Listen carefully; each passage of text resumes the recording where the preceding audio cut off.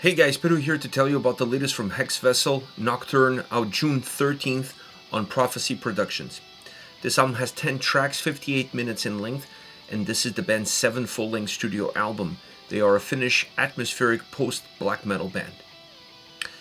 The design of this record is super well defined, and I think that is a very important element in order for the album overall to work. This is a very heavy album, and I don't mean heavy from a soundscape standpoint, but I mean it's a heavy album in terms of how you're going to digest it. There's a lot to absorb out of this record. And if you don't have a clear path with a beginning and a journey that makes sense, that feels somewhat cohesive, the album becomes chaotic easily. And that makes the record even a little bit harder to digest than what it currently is. So having an opening song, having a closing song that allow you to feel not only a sense of beginning and end, but almost bringing the record full circle, and then in between that, offering the right mechanisms, the right sounds, the right atmospheres from track to track so that you can build upon each and every single step that you take, build upon the journey that the album develops in front of you, makes the experience make a lot more sense, makes the album overall feel more coherent, and that minimizes the overall difficulties that could come from listening to an album that is this heavy in terms of how much it offers and how rich it is. So the design of this album definitely softens the blow as far as the appreciation of the overall record is concerned. Once you get into the sound, I think it's impossible to talk about the sound on this record and not talk about the atmosphere. The two are intertwined. The atmosphere is not only a result of the sound, but it's a result of what's built within all of its own elements. So the two become, the chicken and egg, what came first. It's really hard to define that on an album where sound and atmosphere are this well developed and this well intertwined from start to finish. The atmosphere of this album almost becomes the sound of the album, and the sound is what the atmosphere becomes. So it's an album that has this sort of dichotomy throughout, and that is also an aspect of the record that makes the overall appreciation of the album at times feel a little bit difficult, because you start to dive deep into the record, you start to get more into what makes this album tick sound-wise, and the more you do that, the more you get lost in the atmosphere that same sound creates. The beauty of the record, though, is that it doesn't have one approach. It doesn't have a one-size-fits-all style from beginning to end. There's a lot of different songs with a lot of different elements that impact the atmosphere, impact the mood, and impact the vibe. If you look at just specific sound elements, you see the record starting off with a lot of keys becoming a predominant element in the sound, in the atmosphere, in the overall experience of the individual tracks. That experience dilutes itself as you start to reach the midway point, and then it reappears again towards the end of the record, which allows the album to have this complete sense of going full circle. So this is just one of the pieces. But then you have songs like, Concealed Descent, which is more of a ballad, more acoustically guitar driven, where the vocals are further up as far as the overall mix is concerned. And then you have songs like Unworld, which is a darker, fuzzier guitar sound. So you have different songs with different textures, with different approaches, even from a mix standpoint, that allow the album naturally to create musical ebbs and flows. But the atmosphere that all of these different sounds create stays very consistent from start to end. So the album offers a lot of different perspectives. It's a very rich album from that standpoint, and it's an album that never really gives you a sense of comfort, because you never know what the next song is going to bring. Like I said earlier when I was talking about the design, is an album that grows, that offers a journey, that offers a path. And like in any path that you take or on any journey that you embark on, with every single step, the scenery around you changes completely. And this album, there's a little bit of that.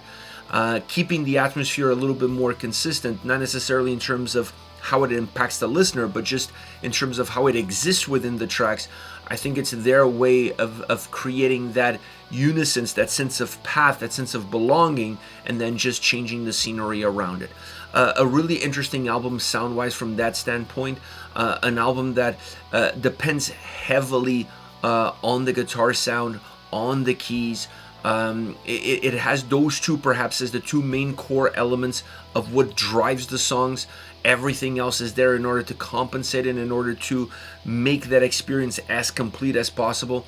But as I was listening to this album, I always go back to, what is the guitar sound giving me? Is it more of a blackened sound? Is it more of a black metal experience?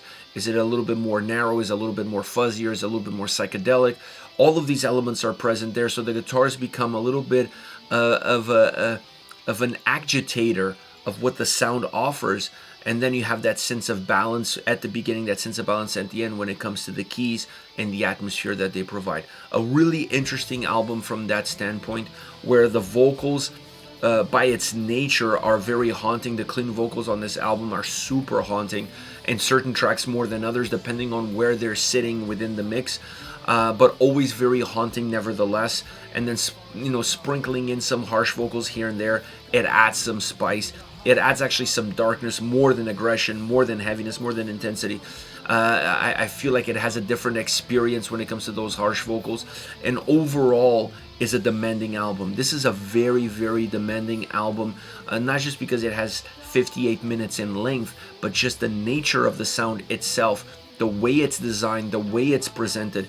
It really asks a lot from the listener. So this is not a quick fix. This is not fast food in a musical format. This is an album that requires your attention. It requires you to devote the time to it so that you can get the most out of it. As far as favorite songs are concerned, I want to start off with Spirit Masked Wolf, a more blackened, almost rock and roll song at times. It also has a lot of black metal elements outside of that, but it really feels like a rock and roll song at heart, just with a little bit more edge, both musically and vocally. It has a rugged approach all around, which gives it that edge. Some great guitar riffs on this song, which adds to the overall atmosphere of the song, and I think that's where a lot of the atmosphere of this track really lives, is in those guitar riffs. The clean vocals minimize a little bit of the darkness that this song carries, because this is a very dark song. But I really felt like the clean vocals minimized that and actually increased a little bit more of a doom atmosphere surrounding this song. Great movement that this track has in terms of what the sound and what the vocals are giving you, changing the perspectives of the influences behind the track. Then I already mentioned this song, Concealed Descent, a ballad. I was not expecting a track like that on the record, but it's a song that really fits perhaps more mood-wise than it does sonically, because sonically it really breaks itself apart from the rest of the record. More of an acoustic guitar sound, more of a calming experience from that standpoint, and then the vocals are so far out of where the sound is.